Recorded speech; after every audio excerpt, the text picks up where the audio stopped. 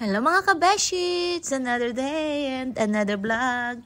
For today's video mga kabeshi, mini vlog lang tayo ngayon. Kasi nga sa aming paglalakad, nakakita ko to. Sobrang na-amaze ako. Kaya yan ang gaganda. May siya, may tao siyang nakayakap dito sa puno. Kaya nilapitan pa nga ng kabeshi nyo. At hinipo ko pa yan mga kabeshi, kung totoo nga.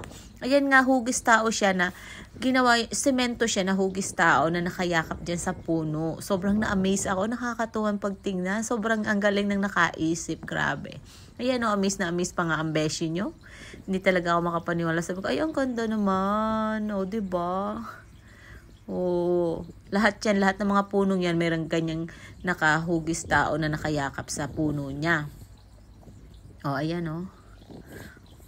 At eto nga ang kabeshi ko, tiningnan niya din, nilapitan niya din kasi na-amaze din siya. Ayan sinawakan pa din niya. Kaya yan. Sobrang na-amaze lang ako mga kabeshi, kaya yan. Wala lang, sinare ko lang sa inyo kasi sobrang natuwa lang ako. Kasi super talino na nakaisip. Diba? Super relaxing sa place na to. Ayan ang sarap mag-muni-muni. Kaya yan. Hanggang dyan lang mga kabeshi. Bye-bye!